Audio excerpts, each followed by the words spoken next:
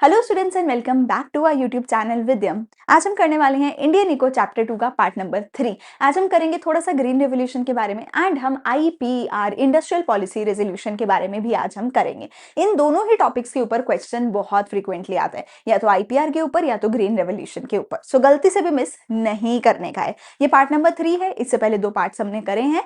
अगर वो सब नहीं देखा है तो डिस्क्रिप्शन में सारे लिंक है, जाकर फॉलो कर लेना, सेव कर लेना, चैनल को सब्सक्राइब कर देना, दोस्तों के साथ शेयर कर दिया करो। कमेंट्स में जाओ, अपने नाम की अटेंडेंस लगाओ अभी के अभी, और आ जाओ शुरू करें इंडियन इको चैप्टर 2।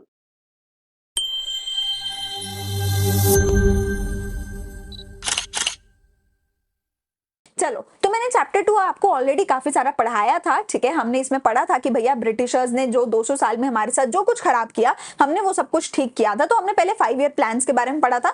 मैं ज्यादा रिकैप नहीं दे रही हूँ, क्विकली बता रही हूँ। 5 ईयर प्लान के गोल्स के बारे में पढ़ा था, फिर एग्रीकल्चर के बारे में पढ़ा था जिसमें हमने लैंड रिफॉर्म्स के बारे में पढ़ा था। ठीक है, और उसके बाद हमने ग्रीन रेवोल्यूशन के बारे में पढ़ा था लैंड रिफॉर्म्स के बाद। आज हम आगे करने वाले ग्रीन रेवोल्यूशन। मैंने आपको बता दिया था HYV सीड्स का हमने यूज किया था। ठीक है, इंडिया में कौन लेकर आया, वर्ल्ड में कौन लेकर आया, क्या क्या हुआ, ये सब मैंने बताया था। आज हमें पढ़ना है कि ग्रीन रेवोल्यूशन के आने से क्या क्या बेनिफिट्स हमें हुए थे।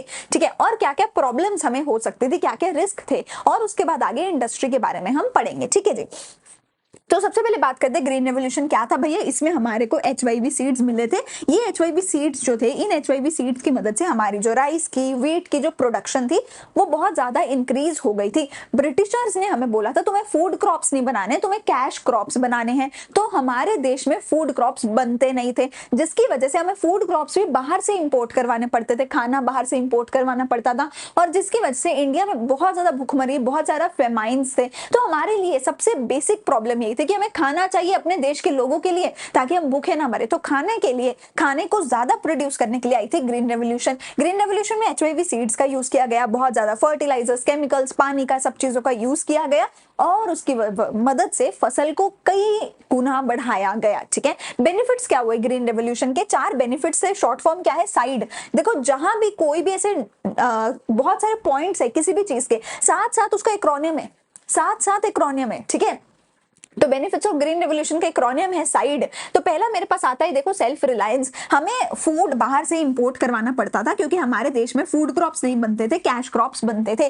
और अगर हम बाहर से फूड इंपोर्ट करवाएंगे, बहुत गलत बात है कि हम किसी पे डिपेंडेंट है। कल को वो हमारे खाने में जहर देके हमारे देश में खाना भिजवा सकते हैं, हमारे देश के हर कोई लोग मर सकते हैं। तो हमारे लिए बहुत ज्यादा हानिकारक है किसी पे इतना डिपेंडेंट होना कि हमें खाना भी बाहर से मंगवाना पड़ रहा है। तो सेल्फ रिलायंस बहुत जरूरी थी। तो ग्रीन रेवोल्यूशन के आने की वजह से टेक्नोलॉजी इनेबल्ड इंडिया हुआ हमारा, जिससे self sufficiency I food grains में। हमने इतना खाना प्रोड्यूस किया कि अब हमें बाहर से खाना मंगवाने की जरूरत नहीं थी। ठीक है, देखो, गाड़ियां बाहर से मंगवा रहे हैं वो एक बात है, तुम गाड़ी चलाओ ना चलाओ तुम्हारी मर्जी, पर खाना तो हर किसी को चाहिए ना। खाना बाहर से मंगवाना तो बहुत हानिकारक है, ठीक है, हमारे देश के लिए। तो हमें खाना बाहर से नहीं मंगवाना। No longer had to be at the mercy of Britishers. अब हमें किसी के ऊपर दया, किसी की दया के ऊपर नहीं डिपेंडेंट होना पड़ेगा कि भैया ब्रिटिशर्स दया करो, खाना दे दो। अब ऐसे नहीं करना, अब हम सारा खाना अपने देश में प्रोड्यूस कर सकते हैं। Increase in the market surplus.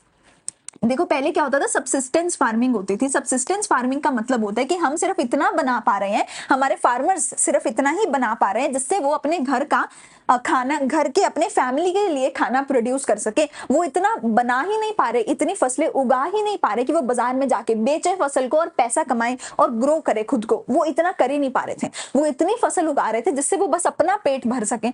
लेकिन अब सबसिस्टेंस फार्मिंग हो गई थी खत्म। अब इतना खाना वो बना रहे थे कि खुद का पेट भरने के बाद बाजार में जाके सरप्लस एक्स्ट्रा फसल को बेच रहे थे, बेच के पैसा कमा रहे थे और खुद को ग्रो कर रहे थे। तो अब इतना फसल थी कि बाजार में बेचा जाए, मार्केट में सरप्लस फसल बेची जाए और फार्मर पैसा कमा सके। तो मार्केटेबल सरप्लस का मतलब क्या है? That part of agricultural produce which is sold in the market by the farmers after meeting their own consumption requirements. ठीक है जी, रिजल्ट क्या हुआ? फार्मर्स की इनकम बढ़ गई, फार्मर्स अब गरीब से थोड़ा सा तो बेटर होने लगे। Decrease in the price of food grain. देखो जब किसी चीज की डिमांड बहुत ज्यादा है, सप्लाई बहुत कम है, तो उस चीज का प्राइस बहुत ज्यादा होगा। पर जैसे जैसे किसी चीज की सप्लाई बढ़ने लग जाएगी तो बहुत ऑब्वियस सी बात है उस चीज का प्राइस कम होने लग जाएगा। तो अब लोगों को महंगा महंगा खाना नहीं खरीदना, अब लोगों को सस्ते में खाना मिलने लग गया था। सीधी बात है, क्योंकि सप्लाई बढ़ गई। सप्लाई क्यों बढ़ी? क्योंकि ग्रीन रेवोल्यूशन के अंडर HYV सीड्स आए, जिसकी वजह से बहुत ज्यादा फसल उगने लग गई थी। ठीक है, तो अब जो लो इनकम ग्रुप्स थे, जो ज्यादा खर्चा नहीं कर सकते थे, who spend a large percentage of their income on food, benefited from this decline in the prices. तो जो लो इनकम ग्रुप्स थे, अब उनको अपनी इनकम को फूड के ऊपर खर्च करने की जरूरत नहीं है, क्योंकि अब खाना बहुत सस्ता हो चुका है। ठीक है जी। एंड लास्टली मेरे पास आता है इनेबल बफर स्टॉक। देखो हो क्या रहा था, एक तो ये हो रहा था, तो एक तो ये हो रहा था कि हम सबसिस्टेंस फार्मिंग कर रहे थे। सबसिस्टेंस फार्मिंग की वजह से बस हम इतना ही खाना बना पा रहे थे कि हम अपना पेट भर सके। कई लोग तो इतना भी नहीं बना पा रहे थे, तो हमें फूड बाहर से इंपोर्ट करना पड़ रहा था। अगर इंपोर्ट नहीं हो रहा, अगर सबसिस्टेंस फार्मिंग नहीं हो रही, तो क्या आ रहा है? तो फेमाइन्स आ रहे हैं, लोग भूखे मर रहे हैं, खाना नहीं मिल रहा। अब क्या हुआ? सबसिस्टेंस फार्मिंग खत्म हो गई। ठीक है, तुम बाजार में खाना बेच रहे हो, अब तुम्हें इंपोर्ट करवाने की जरूरत नहीं है। अच्छा, अब इतना खाना हो गया कि सबका पेट भरने के बाद भी खाना बचने लग गया। समझ रहे हो? पहले तो अपना पेट भरने का खाना ही नहीं था, अब इतना खाना आया कि खुद का पेट भरा जा रहा है। धीरे धीरे इतना खाना आने लग गया, इतना खाना, इतनी फसलें हम प्रोड्यूस करने लग गए कि खुद का पेट भी भर लिया, बाजार में भी बेच दिया, सारे देश का पेट भर गया, और फिर भी फसलें फालतू बच गई, एक्स्ट्रा बच गई, सरप्लस बच गई। अब फिर भी जितना सरप्लस बचेगा तो उसको आप स्टॉक में इकट्ठा करके रखना शुरू कर दोगे। क्यों शुरू कर दोगे? कि भगवान ना करे अगर कभी दोबारा से फेमाइन्स आ गए, कभी दोबारा से भूखमरी की सिचुएशन हो गई, तो बफर स्टॉक का यूज करोगे, बफर स्टॉक का यूज करोगे और अपने देश के लोगों का पेट भरोगे। तो ग्रीन रेवोल्यूशन की वजह से क्या हुआ? एक्स्ट्रा जो भी फूड या फसलें जितनी भी उग रही थी, उसको स्टॉक में रखने लग गई हमारी सरकार। ठीक है, तो गवर्नमेंट इसको शॉर्टेज के टाइम पे यूज कर सकती थी। ठीक है, पर कुछ एक प्रॉब्लम्स भी थी ग्रीन रेवोल्यूशन की। ये तो बेनिफिट हो गए। बेनिफिट क्या हो गए? SIDE, साइड, 4 बेनिफिट्स पढ़ाए हैं, पर कुछ रिस्क भी थे। ठीक है, क्या रिस्क था? देखो जो ग्रीन रेवोल्यूशन था, ग्रीन रेवोल्यूशन बेसिकली क्यों हुआ था? क्योंकि HYV सीड्स हम यूज करने लग गए थे। ये स्पेशल कैटेगरी के सीड्स थे जो ज्यादा फसल उगाते थे, पर ज्यादा फसल उगाने के लिए इनको ज्यादा पानी की जरूरत थी, ज्यादा फर्टिलाइजर्स की जरूरत थी, ज्यादा केमिकल्स की जरूरत थी। तो हमारे जो फार्मर्स थे ना, वो बहुत डर रहे थे कि भाई इतना फर्टिलाइजर, केमिकल, पेस्टिसाइड, इतना सब कुछ डालेंगे तो फसलें कहीं खराब ही ना हो जाए, कहीं ऐसा ना हो कि पेस्ट अटैक हो जाए। ठीक है, क्या कहते हैं, डिजीजेस लग जाए हमारी फसल को, और फसल बिल्कुल ही खराब हो जाए। क्योंकि जो फसल है उसको डिजीज लग सकती है, कीड़ा फसल में लग सकता है, और फसल सारी कीड़े की वजह से खराब हो सकती है। ठीक है, तो फार्मर्स को रिस्क था कि भैया कीड़ा लग के पूरी फसल ही ना कहीं खराब हो जाए, क्योंकि तुम इतना ज्यादा फर्टिलाइजर, केमिकल इतना सब डाल रहे हो, ये HYV सीड पता नहीं क्या बला है, कहीं इसमें कीड़ा लग गया तो क्या होगा, कोई बीमारी लग गई फसल को तो क्या होगा, हमारा तो 0 पे आ जाएगा। मतलब अभी हम 100 पे हैं, हम चाहते हैं हम 1000 पे जाएं, वो लालच करने के चक्कर में 0 पे ना आ जाए। दूसरी चीज फार्मर्स को ये लग रही थी कि भैया एक गरीब फार्मर थे, ठीक है, एक अमीर जमींदार थे जो अपनी खुद की फार्मिंग कर रहे थे। तो हमें क्या लग रहा था, कहीं ऐसा ना हो कि जो ग्रीन रेवोल्यूशन है उसकी वजह से जो अमीर है वो और ज्यादा अमीर हो जाए, क्योंकि उसने HYV सीड भी खरीद लिया, फर्टिलाइजर, केमिकल, पेस्टिसाइड, पानी उसने सब ले लिया, तो कहीं वो और ज्यादा अमीर हो जाए, तो इनकम इनइक्वालिटी ना बढ़ने लग जाए। तो या तो पेस्ट अटैक हो सकता था। ठीक है, possibility that it would increase the disparity between small and big farmer. उल्टा हो गया, ये वाला यहाँ पे आएगा एक्सप्लेनेशन, ये वाला यहाँ पे आएगा। ठीक है, पेस्ट अटैक की एक्सप्लेनेशन क्या है? HYV crops were prone to attack by the pest and small farmers who adopted the technology could lose everything in the pest attack. ठीक है, या फिर इनकम इनइक्वालिटी बढ़ सकती थी कि अमीर और गरीब के बीच का भेदभाव और ज्यादा बढ़ सकता था। क्यों? क्योंकि जो बड़े फार्मर थे सिर्फ वही खरीद सकते थे फर्टिलाइजर, केमिकल, पेस्टिसाइड, तो ये रिस्क थे कि ऐसा हो सकता है। पर सरकार ने काफी अच्छे से ग्रीन रेवोल्यूशन को हैंडल किया, और ये जो रिस्क थे ये रिस्क फॉल्स निकले, ये रिस्क ट्रू नहीं हो पाए। सरकार ने क्या किया? बहुत ज्यादा फाइनेंशियल हेल्प दी, बहुत ज्यादा सब्सिडीज दी, गरीब फार्मर्स को पैसा दिया, फ्री में फर्टिलाइजर, केमिकल, HYV सीड्स दिए, पानी सस्ते दामों पे दिया, और सरकार ने इन सभी जितने भी ये रिस्क थे इनको सच नहीं होने दिया। तो सरकार ने बहुत ज्यादा फाइनेंशियल हेल्प दी, ठीक है, लोन्स दिए, लो इंटरेस्ट रेट पे स्मॉल फार्मर्स को सब्सिडी दी, फर्टिलाइजर बहुत सस्ते रेट पे दिए, ठीक है, ताकि जो स्मॉल फार्मर है उनको भी सब कुछ मिल सके। रिसर्च इंस्टीट्यूशंस खोले सरकार ने, ठीक है। The risk of the small farmer being ruined when paste attack there crops was greatly reduced by the services provided by the research institutions established by the government. तो सरकार ने क्या किया भैया, देखो अमीर एंड गरीब के भेदभाव को कम करने के लिए गरीबों को सब कुछ सस्ते दामों पे देने लग गए, ताकि जो अमीर को मिले वो गरीब को भी मिले, तो गरीब और अमीर के बीच का भेदभाव कम हो सके, बढ़े नहीं। और पेस्ट अटैक की प्रॉब्लम के लिए सरकार ने क्या किया, रिसर्च इंस्टीट्यूशंस खोले जिन्होंने डिटेल में रिसर्च करी और हर चीज को अच्छे से इंप्लीमेंट किया और पेस्ट अटैक से भी हमारी फसलों को बचा लिया। तो फिर हमारा जो ग्रीन रेवोल्यूशन था वो सक्सेस हो पाया, वो फेलियर नहीं हो पाया। जो रिस्क थे they did not come true, ठीक है।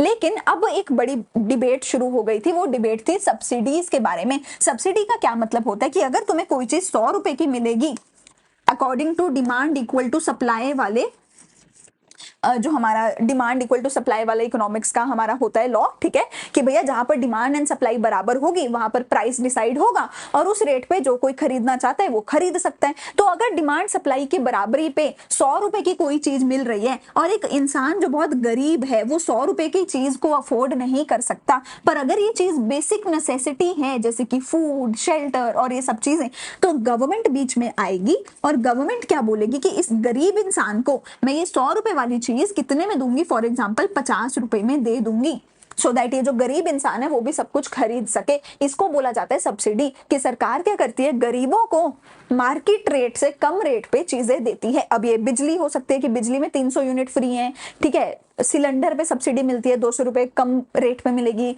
सिलेंडर, ठीक है। अब ये जो सब्सिडी है फर्टिलाइजर, केमिकल, HYV सीड, हर चीज पे दी जा रही थी। तो कुछ लोगों ने बोला भाई तो पागल हो गया, क्यों तुम इतनी सब्सिडी दे रहे हो, सरकार पे कितना बर्डन हो जाएगा फाइनेंशियली। पर कुछ लोगों ने बोला नहीं, फार्मर्स बहुत गरीब हैं, अगर इनको सब्सिडी नहीं दी जाएगी ये बेचारे मर जाएंगे, ये काम नहीं कर पाएंगे। तो ये डिबेट शुरू हो गई। कुछ लोग कहते थे सब्सिडी देनी चाहिए, कुछ कहते थे सब्सिडी नहीं देनी चाहिए। तो देखते हैं देनी चाहिए कि नहीं। तो जो फेवर में थे उन्होंने क्या बोला, उन्होंने बोला देखो भैया फार्मिंग एक बहुत रिस्की बिजनेस है, ठीक है, कभी बारिश की वजह से, पेस्ट अटैक की वजह से फार्मिंग में लॉसेस हो सकते हैं, तो रिस्की बिजनेस है। तो तुम फार्मर्स को ऐसे रिस्क में नहीं छोड़ सकते, तुम्हें फार्मर की मदद करनी पड़ेगी, ठीक है, क्योंकि एग्रीकल्चर एक बहुत ज्यादा रिस्की बिजनेस है। इनकम इनइक्वालिटी है, कुछ फार्मर्स इतने गरीब है कि अगर तुम उनको सब्सिडी नहीं दोगे तो वो बेचारे काम नहीं कर पाएंगे, तो तुम्हें सब्सिडी देनी पड़ेगी, इनकम इनइक्वालिटी को कम करना पड़ेगा। एंड ऑब्वियसली पॉवर्टी इतनी ज्यादा है उसकी वजह से भी तुम्हें सब्सिडी देनी पड़ेगी, क्योंकि फार्मर खुद से, अगर तुम सोचो ना कि HYV सीड भी खरीद लेगा, बहुत ज्यादा फर्टिलाइजर चाहिए थे HYV के लिए, केमिकल भी खरीद लेगा, पेस्टिसाइड भी खरीद लेगा, ट्रैक्टर भी खरीद लेगा, सब कुछ खरीद लेगा, वो नहीं खरीद सकता, ठीक है, वो बेचारा लॉसेस के कर्जे के अंदर डूब के मर जाएगा। तो तुम्हें फार्मर्स को देनी पड़ेगी सब्सिडी। पर कुछ लोगों ने बोला भाई इसकी वजह से ना सरकार पे बहुत ज्यादा फाइनेंशियल बर्डन होता है।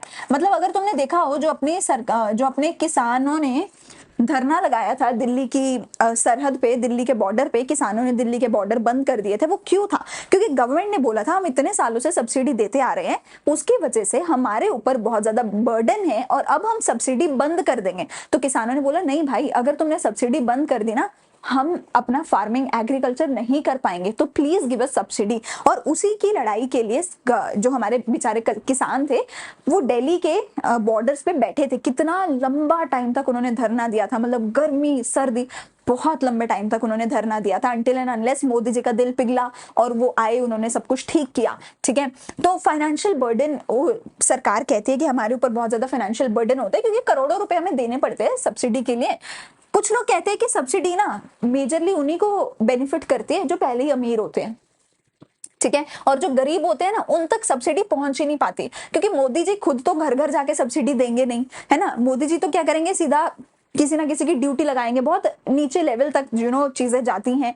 और जो गरीब होता है ना, गरीब तक बहुत सारी चीजें पहुंच ही नहीं पाती, क्योंकि उनका बैंक अकाउंट नहीं होता, बहुत बार उनके पास घर नहीं होता, वो रेंट पे कभी इधर रहते हैं कभी उधर रहते हैं, परमानेंट एड्रेस नहीं होता, ठीक है, बहुत प्रॉब्लम्स होती है। तो कई बार ना जो अमीर लोग होते हैं सब्सिडी उन्हीं को मिल जाती है, गरीबों को मिल ही नहीं पाती। जैसे उसके चक्कर में भी होता है जो अपनी कास्ट के बेसिस पे रिजर्वेशन मिलती है, कि जो SC ST की रिजर्वेशन मिलती है, मोस्टली वो रिजर्वेशन में अगर तुम देखो ना अमीर लोग ही सीट सीट लेके जाते हैं। क्यों? क्योंकि अमीरों के पास इतना पैसा होता है, वो कोचिंग वोचिंग दिला के कुछ एक नंबर तो ले आए, पर जो गरीब होते हैं ना एक्चुअली उसको reservation a lot of times मिल ही नहीं पाती है। ठीक है, so that is why rich लोगों को ही बेनिफिट होता है लॉट ऑफ टाइम इन चीजों का, और जो पुअर फार्मर्स है उनको तो बेचारों को लॉस होता है। पता है क्यों लॉस होता है? क्यों? क्योंकि देखो जब डिमांड इक्वल टू सप्लाई है वहां पे होगा प्राइस डिसाइड।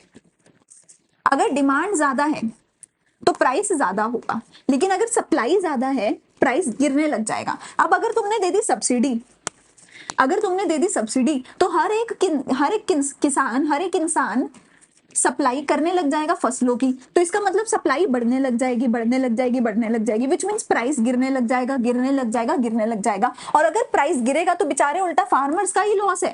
अगर प्राइस गिरेगा तो उल्टा फार्मर्स का ही लॉस है। तो इस वजह से भी बोला जाता है कि सब्सिडी मत दो, क्योंकि डिमांड एंड सप्लाई का मिसमैच होता है जिसकी वजह से प्राइस गिरता है। दूसरा एक बहुत इंपॉर्टेंट पॉइंट यहाँ पे आता है जिससे मैं खुद भी काफी हद तक एग्री करती हूँ कि अगर हमें किसी चीज का बहुत ज्यादा हाई प्राइस पे करना पड़े, हम सोच समझ के उस चीज को यूज करेंगे। पर जो भी चीज हमें फ्री की मिल जाती है ना, हम कभी सोच समझ के उसको यूज नहीं करते। वो कितना ही वेस्ट होता रहे, कितना ही कोने में पड़ी रहे चीज, हम ध्यान ही नहीं देते। और जब तुम सब्सिडी दोगे, सस्ते रेट में फ्री में किसी को कोई चीज दोगे, फिर चाहे तुम पानी, फर्टिलाइजर कुछ भी दे रहे हो, तो उसका वेस्टेज होगा, उसका ओवर यूज होगा और वो चीज खराब होगी। इसकी वजह से लॉट ऑफ टाइम ये भी देखने को मिला है कि जैसे कुछ क्रॉप्स ऐसी होती है जिनको बहुत ज्यादा पानी चाहिए होता है, तो तुम ऐसे क्रॉप्स को उन्हीं स्टेट्स में उगाते हो जिन स्टेट्स में वाटर लेवल ज्यादा है।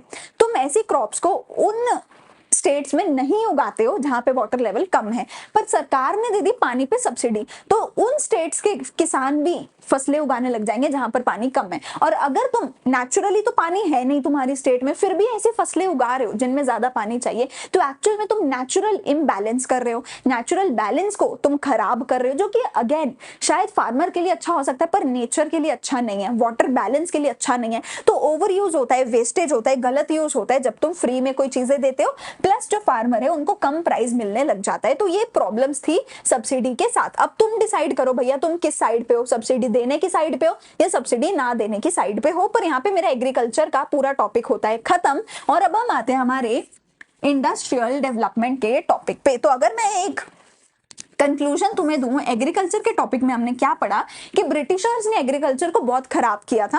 ठीक है, एग्रीकल्चर में हम लैंड रिफॉर्म्स लेकर आए थे, जिसमें हमने एबॉलिशन ऑफ इंटरमीडिएरीज और लैंड सीलिंग, ये दो लैंड रिफॉर्म्स हम लेकर आए थे। दूसरा हम यहाँ पर लेकर आए थे ग्रीन रेवोल्यूशन, उसकी काफी डिटेल्स हमने पढ़ी है, और ग्रीन रेवोल्यूशन का बेनिफिट क्या था, रिस्क क्या था, ये भी हमने पढ़ा है। और इसके बाद हमने पढ़ा है कि भैया सब्सिडी देनी चाहिए या नहीं देनी चाहिए। ठीक है, ये पूरा सब कुछ हमने पढ़ा है एक छोटे से एग्रीकल्चर के टॉपिक में। कितना सब कुछ पढ़ा है। ठीक है, ग्रीन रेवोल्यूशन के नंबर्स, डेट्स, ईयर, सब कुछ तुम्हें याद करना पड़ेगा। ठीक है जी, चलो अगर ये समझ आ गया, आगे चलते हैं। दूसरा टॉपिक जो है मेरा इंडस्ट्रियल डेवलपमेंट का टॉपिक। ठीक है, तो देखो इंडस्ट्रियल डेवलपमेंट में ना पब्लिक सेक्टर जो है वो एक बहुत बहुत इंपॉर्टेंट रोल प्ले करता है। क्यों? क्योंकि यार अगर तुम सोचो एक इंडिविजुअल इंसान, क्या हम लोग सड़कें बना सकते हैं? क्या हम लोग 10-10, 15-15 मंजिल की इमारतें बना सकते हैं? क्या हम लोग होटल्स, बड़े बड़े रेस्टोरेंट्स, बड़े बड़े सोसाइटियां, ठीक है, ये सब कुछ क्या हम इंसान, इंडिविजुअल लोग बना सकते हैं? अरे कितने लोग हैं, अंबानी अडानी जैसे कुछ ही होंगे, 100, 200, 500 हजार लोग होंगे पूरे भारत देश में, बाकी तो सब गरीब ही हैं। ठीक है ना, 1-8% लोग अमीर हैं भारत देश में, 99% लोग तो गरीब ही हैं। तो अगर तुम सोचो कि हम लोग बना लेंगे ये सब कुछ, वो नहीं पॉसिबल होता। क्यों?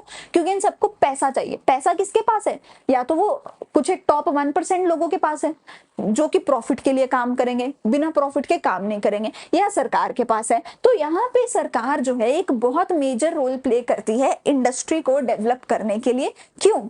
क्योंकि सड़कें, इमारतें, ठीक है, ये सब कुछ हमें चाहिए होता है और हम खुद से कर नहीं सकते। तो सरकार आती है, सरकार बोलती है जो भी तुम्हें चाहिए मैं दूंगी, मैं डेवलपमेंट करके दूंगी और बिना प्रॉफिट मोटिव के करके दूंगी, ताकि जो वो 99% लोग गरीब है ना, वो गरीबी रेखा से बाहर निकले, वो मिडिल क्लास से थोड़ा ऊपर जाएं, लोअर क्लास से मिडिल क्लास पे जाए, वो इंप्रूव हो सके। तो सरकार को भैया पब्लिक सेक्टर का रोल बहुत इंपॉर्टेंट होता है। अच्छा, और क्योंकि इंपॉर्टेंट था पब्लिक सेक्टर का रोल, वो पढ़ते हैं। अच्छा, एक्रोनियम क्या है? लूज। ठीक है, एक्रोनियम क्या है यहाँ पे? लूज। ठीक है, क्या क्या क्यों इंपॉर्टेंट है पब्लिक सेक्टर का रोल? क्योंकि सबसे पहली चीज क्या है? Lack of incentive for private sector. देखो प्राइवेट सेक्टर में मैं क्या बोल रही हूँ, कुछ एक अमीर अमीर लोग होंगे, ठीक है, वो लोग भी जो पहली चीज तो अमीर लोग कम है, अगर कोई अमीर है भी तो वो क्यों काम करेगा, सिर्फ इसलिए काम करेगा कि उसको प्रॉफिट कमा सके। वो अगर वो 100 रुपए लगाता है, वो कहता है मैं इससे 120 रुपए कमा सकूं तभी काम करूंगा। अगर 100 रुपए लगा के मैं 101 रुपए कमा रहा हूं तो भी मुझे इंटरेस्ट नहीं है, और अगर प्रॉफिट कमा ही नहीं रहा फिर तो बात ही खत्म हो गई। तो भैया प्राइवेट लोग कहते हैं मैं तो प्रॉफिट के बिना काम ही नहीं करूंगा। और उस टाइम पे जब इंडिया आजाद हुआ था, हमारा भारत देश बहुत ज्यादा गरीब था। तुम गरीब लोगों से प्रॉफिट नहीं कमा सकते, गरीब लोगों से तुम प्रॉफिट नहीं कमा सकते, उनको तो सस्ते में फ्री में देना पड़ेगा ताकि वो गरीबी से बाहर निकलें। तो उस टाइम पे प्रॉफिट कमाने का तो सवाल ही पैदा नहीं होता था, तो प्राइवेट सेक्टर के काम करने का भी सवाल पैदा नहीं होता था।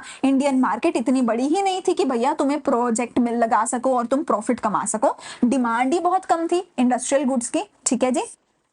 तो इस वजह से प्राइवेट सेक्टर के पास कोई इंसेंटिव ही नहीं था काम करने का, तो प्राइवेट सेक्टर ने काम करा ही नहीं, ठीक है। दूसरी चीज क्या थी, सोशल वेलफेयर। सोशल वेलफेयर की जरूरत थी ताकि तुम गरीबों को गरीबी से बाहर निकाल सको, वो भी प्राइवेट सेक्टर नहीं करेगा, उसके लिए भी सरकारी सेक्टर की जरूरत थी, ठीक है ना। अगला, shortage of capital with private sector. अब पहली चीज तो भैया प्रॉफिट नहीं है, दूसरी चीज अगर तुम सोचो कि चल मैं हार्डवर्क करके कहीं ना कहीं से प्रॉफिट तो निकाल ही लूंगा, पैसा कहाँ है, बिजनेस करने के लिए इन्वेस्टमेंट तो चाहिए, पैसा तो चाहिए। और प्राइवेट सेक्टर तो उन्होंने पहले ही बोल दिया ना कि गरीब लोग हैं, बहुत मेजोरिटी के लोग गरीब हैं, और जब गरीब लोग हैं तो वो कहां से इन्वेस्टमेंट कर लेंगे, कहां से उनके पास कैपिटल इन्वेस्टमेंट आ जाएगी कि वो पैसा लगा सके, बिजनेस कर सके।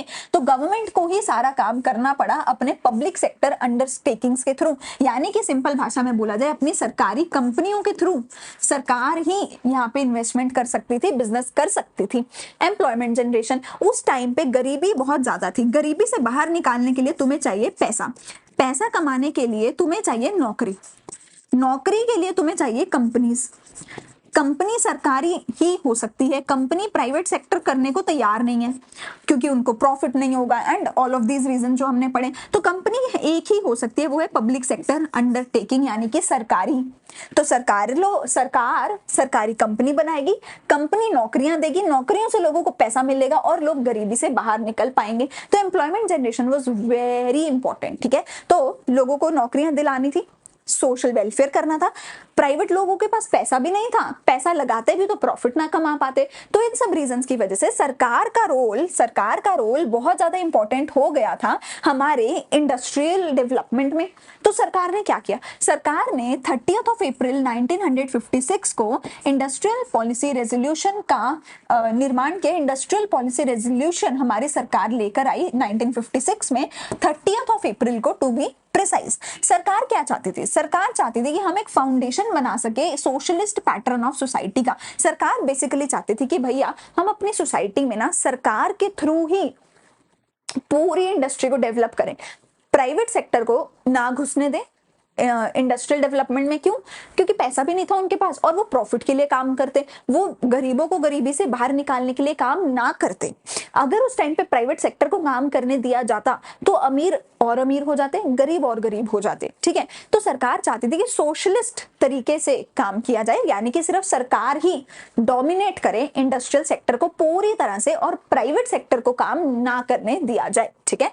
ये सेकेंड 5 ईयर प्लान के लिए बेसिस बना था, it was the basis of our second 5 year plan. अगर तुम्हें याद हो 1950 में 5 ईयर प्लानिंग की शुरुआत हुई थी, 1951 से 56 जो था मेरा फर्स्ट 5 ईयर प्लान था। तो जो मेरा सेकेंड 5 ईयर प्लान होने वाला था वो इसके बाद होने वाला था, और 1956 में ही हम IPR लेकर के आए थे। तो 1956 में जो मेरा सेकेंड 5 ईयर प्लान आया उसका बेसिस क्या था, IPR, यानी कि मेजरली सेकेंड 5 ईयर प्लान में किसकी बात करी गई थी, इंडस्ट्रियल डेवलपमेंट की, इंडस्ट्रियल पॉलिसी रेजोल्यूशन की बात करी गई थी, ठीक है। प्रोसेस क्या था, हमारी जो इंडस्ट्रीज थी भैया उनको 3 कैटेगरीज में क्लासिफाई किया गया था। कौन सी, schedule A, schedule B and schedule C। इन 3 कैटेगरीज में हमारी सारी की सारी इंडस्ट्रीज को क्लासिफाई किया गया था, किसके अंडर, इंडस्ट्रियल पॉलिसी रेजोल्यूशन 1956 के अंडर इंडस्ट्रीज को 3 भागों में बांटा गया था। इंडस्ट्री का क्या मतलब होता है, इंडस्ट्री का मतलब कोई कंपनी नहीं है कि भैया रिलायंस इसमें आएगी, अडानी इसमें आएगा, इसका ये मतलब नहीं है। इसका ये मतलब है एक पर्टिकुलर टाइप ऑफ प्रोडक्ट तुम बोल सकते हो। फॉर एग्जाम्पल अगर मोबाइल फोन है और ये सब कुछ है तो ये हमारी इलेक्ट्रॉनिक इंडस्ट्री हो गई, ठीक है। गाड़ियां, बाइक्स, ये सब कुछ ऑटोमोबाइल इंडस्ट्री में आ गया, ठीक है। स्टील की इंडस्ट्री हो गई, ठीक है। जितने भी कंस्ट्रक्शन मटेरियल है इसकी एक इंडस्ट्री हो गई।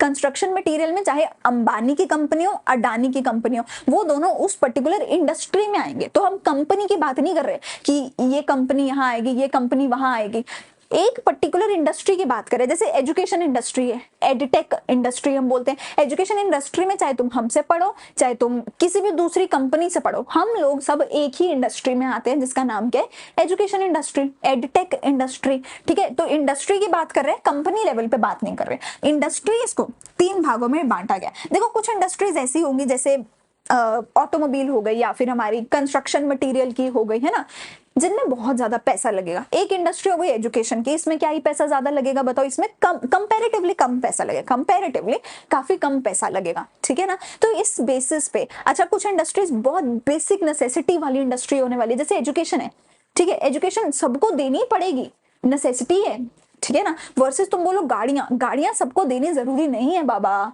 पहले एजुकेशन देनी पड़ेगी। तो कुछ एक ऐसे बेसिस पे हमने अपनी इंडस्ट्रीज को अलग अलग स्केड्यूल्स में आइडेंटिफाई किया, क्लासिफाई किया। Schedule A, schedule B and schedule C, 3 parts में हमने डिवाइड किया अपनी इंडस्ट्रीज को, ठीक है जी। तो स्केड्यूल ए में हमने बोला 17 इंडस्ट्रीज होने वाली है। स्केड्यूल बी में हमने बोला 12 इंडस्ट्रीज होने वाली है, ठीक है। यानी कि 17 यहाँ पे हो गई, 12 यहाँ पे हो गई, ठीक है। और बची हुई जितनी भी इंडस्ट्रीज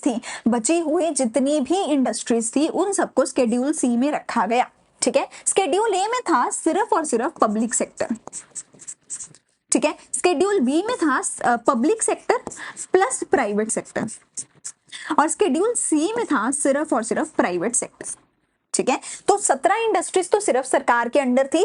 तुम भले ही अंबानी के बेटे ही क्यों ना हो, तुम्हें यहाँ पे काम करने का मौका नहीं मिलेगा। क्यों? क्योंकि तुम अंबानी के बेटे हो, मिनिस्टर के बेटे नहीं हो, ठीक है ना। तो जब तक तुम भैया सरकार में नहीं हो, जब तक तुम सरकार नहीं हो, तब तक तुम इन 17 इंडस्ट्रीज में जा ही नहीं सकते हो, ठीक है जी।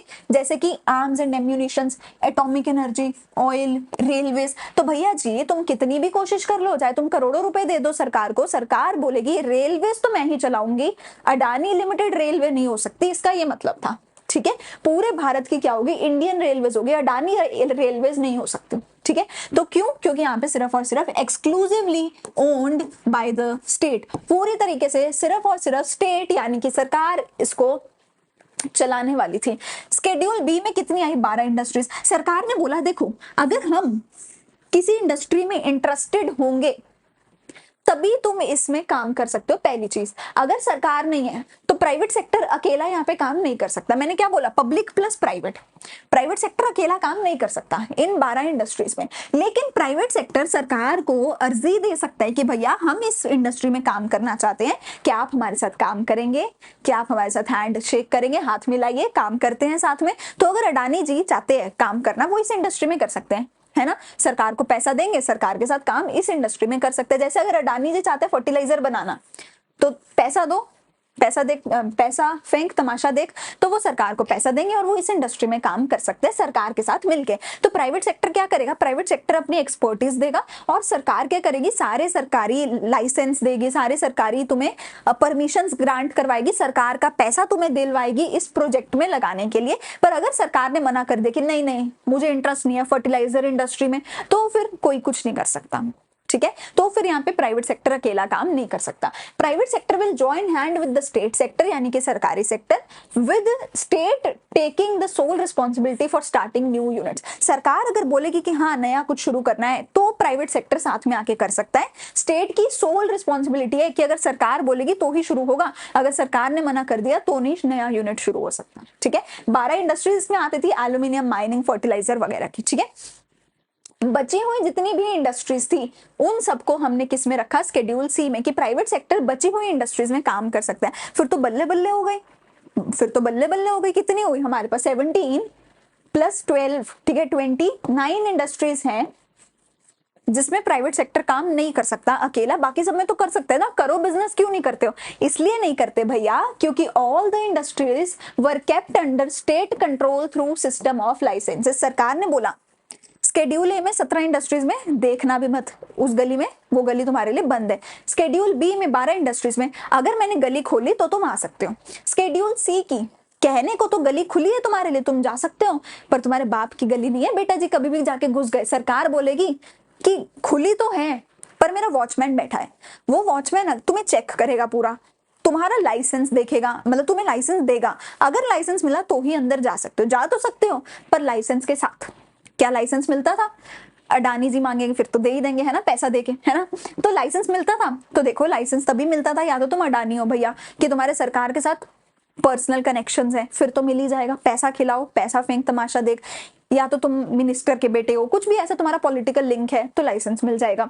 अगर तुम कहते हो मुझे रूरल एरिया में इंडस्ट्री खोलनी है तो भी ऑब्वियसली लाइसेंस मिल जाएगा, क्योंकि सरकार चाहती थी गरीबों का भला करना।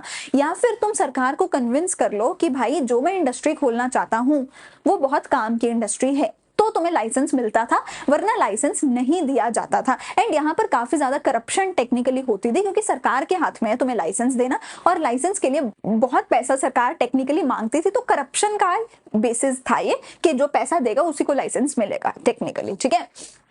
तो स्केड्यूल सी में सारी रिमेनिंग इंडस्ट्रीज रखी गई। लाइसेंसिंग के सिस्टम के अंदर कोई भी इंडस्ट्री अलाउ नहीं करी जाती थी अनटिल एंड अनलेस उसको लाइसेंस नहीं मिलता था, ठीक है। लाइसेंस किसको दिया जाता था? या तो जो पैसा खिला रहे सरकार को टेक्निकली, पर ऐसा थोड़ी लिखेंगे किताबों में, क्या लिखेंगे, या तो तुम रूरल एरिया में इंडस्ट्री शुरू कर रहे हो तो लाइसेंस मिल जाता था, या तुम सरकार को कन्विंस कर लो, ठीक है, कि तुम्हारी इंडस्ट्री की जरूरत है तो सरकार तुम्हें लाइसेंस देती थी, ठीक है। अगली चीज है इंडस्ट्रियल लाइसेंसिंग। किस किस चीज के लिए तुम्हें लाइसेंस चाहिए, किस किस चीज के लिए तुम्हें लाइसेंस चाहिए? देखो ऐसा नहीं था कि इंडिपेंडेंस से पहले बिजनेस नहीं थे लोगों के, इंडिपेंडेंस से पहले भी कुछ एक बिजनेसेस शुरू हो गए थे, लोगों ने अपने बिजनेस शुरू कर लिए थे, सरकार ने उनको भी अपने लपेटे में ले लिया। सरकार ने बोला देख भाई अभी तो तेरा बिजनेस चल रहा है ठीक है, पर अगर तूने अपने बिजनेस में कोई नया प्रोडक्ट लेके आना है लाइसेंस लगेगा, अगर तूने अपने बिजनेस को एक्सपैंड करना है लाइसेंस लगेगा, मतलब कोई नई ब्रांच खोलनी है लाइसेंस लगेगा, या अगर तूने नया बिजनेस ही शुरू करना है फिर तो लाइसेंस लगेगा ही लगेगा, ठीक है। तो अगर तुमने नया बिजनेस शुरू करना है फिर तो लाइसेंस लगेगा, पर अगर तुम्हारा पहले से बिजनेस है ना तो तुम उसमें कोई नया प्रोडक्ट लॉन्च कर सकते हो बिना लाइसेंस के, और ना ही तुम उसकी कोई नई ब्रांच, कोई नई एक्सपेंशन कर सकते हो बिना लाइसेंस के। तो लाइसेंस हर चीज के लिए चाहिए, सांस लेने के लिए एक बिजनेस को लाइसेंस चाहिए, और लाइसेंस उसी को मिलता था जो ये चीजें कर पाता था। तो schedule A 17 industries only government, schedule B 12 industries public start करेगी, private sector can join hands. Schedule C जिसमें all the remaining industries under the licence Raj. Licence क्यों चाहिए था? To set up industry, to expand, to diversify. Licence किसको मिलता था? जो ये करता था। चलो अगर कोई भी डाउट है तो कमेंट सेक्शन में पूछ सकते हो। अकाउंट सीखो बिजनेस तीनों की प्लेलिस्ट का लिंक आपको डिस्क्रिप्शन में मिल जाएगा, सारी प्लेलिस्ट को सेव कर लो, क्योंकि एवरी ट्यूसडे, थर्सडे, सैटरडे तो वैसे भी 4 बजे अकाउंट्स की वीडियो आ रही है, 7 बजे इको बिजनेस की वीडियो आ रही है, फिर भी कोई भी पुराना लेक्चर देखना है प्लेलिस्ट को सेव कर लो, सारी लेक्चर्स वहां से देखो, ठीक है। एक बहुत अच्छे रिदम में, सिंक में हमने हर कुछ पढ़ाया है। अपने ग्रेड्स को प्लीज इंप्रूव करो, अपना अच्छा करियर बनाओ, हमारा नाम रोशन करो। तो सारी वीडियोस को जाके देखो, हमें कमेंट्स में बताओ कुछ भी अच्छा या बुरा लगे, लाइक शेयर सब्सक्राइब जरूर करके जाओ। मिलते हैं अगली वीडियो में इस चैप्टर के आखिरी पार्ट के साथ।